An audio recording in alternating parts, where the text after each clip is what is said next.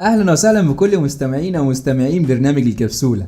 احنا النهاردة اخترنا كتاب بيتكلم عن اسرار مهمة جدا، لو عرفتها ونفذتها هتفرق معاك جدا جدا. الكتاب اسمه نادي الخامسة صباحا لروبن شارما. الكتاب من اصدار مكتبة جرير لسنة 2019.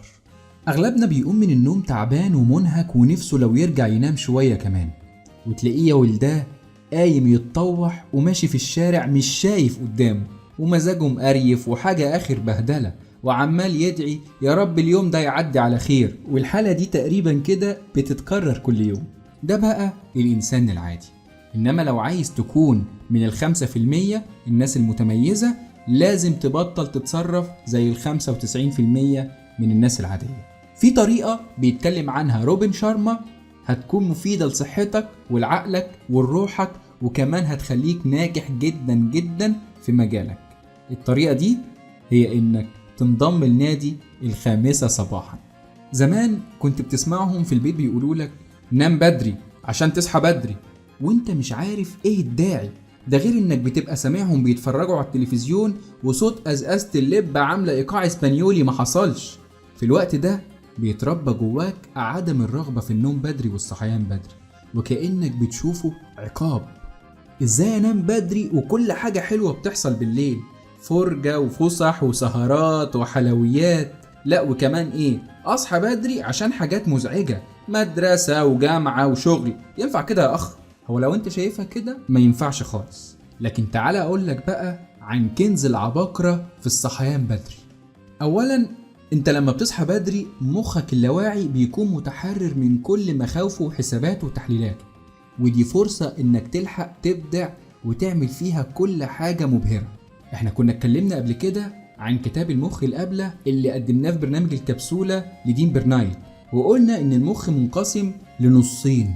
نص المخ اللاواعي وده مسؤول عن وظائف جسمنا وحمايتنا وحاجات كتير مهمة جدا، والنص التاني هو النص الحديث الواعي المسؤول عن المعرفة والتطور وكل حاجة ليها علاقة بالتقدم والحضارة. المخ اللاواعي بقى بيأيد تطورنا ده، لأنه بيشوف إن أي تجربة بره الوظائف الأساسية هي مخاطرة ما ينفعش نقوم بيها. الصبح بدري بقى بيكون لسه المخ اللاواعي مش مصحصح كده، لأنه زي ما قلنا بتختلف كيمياء الدماغ الصبح بدري، وقشرة الفص الجبهي للدماغ اللي بتخليك قلقان وعمال تحلل في الأشياء مرارا وتكرارا بيتم إيقافها مؤقتا وقت الصبح بدري. ودي أنسب طريقة إنك تطلق العنان وتبدأ تبدع وتعمل كل حاجة مبهرة. ده غير إن العزلة في الوقت ده هتكون مفيدة جدا جدا، هتخليك قادر تفكر وتعيد حساباتك. طب يعني أنا لما هصحى بدري هعمل إيه بقى؟ روبن شارما حط قاعدة مهمة أول لما تصحى من النوم، وهي قاعدة 20-20-20، وهي عبارة عن إنك بتقسم الساعة اللي هي من 5 ل 6 الصبح على 3. كل 20 دقيقة بتستهدف فيها جانب من نفسك. 20 دقيقة لجسمك، لازم تعمل رياضة، ومش أي رياضة، أنت لازم تعرق جامد. وفايدة الرياضة هنا إنها بتقلل جدا نسبة الكورتيزول، وده هرمون لو تعلمون عظيم. ده بقى يا إخوانا اللي مسؤول عن القلق والتوتر. والرياضة لما بنقوم بيها بتعزز من إنتاج الدوبامين والسيروتونين، ودي هرمونات محفزة للسعادة والنشوة، وبتساعد على الإبداع والابتكار. ده غير إن ليها تأثير على الصحة الجسدية بشكل عام، مفيدة على المدى البعيد. 20 دقيقة التانية لروحك، ودي فترة التأمل والصلاة والتسبيح والتفكر والشكر والامتنان، ودي أفعال هتزود الشعور بالسعادة وهتخليك راجل حكيم تتمتع بالسكينة، وهتساعدك على الإبداع بصورة أكبر والإنتاج بشكل أقوى. 20 دقيقة الأخيرة هتكون لعقلك، لازم تقرأ وتنمي قدراتك الذهنية بالمعرفة الجديدة، وده هيفيدك جدا جدا في زيادة عمق المعرفة وزيادة إحساسك المرهف، وزيادة كمان في الثقة بالنفس. كل ده هيساعدك في تنمية مهاراتك وهيزود من دخلك.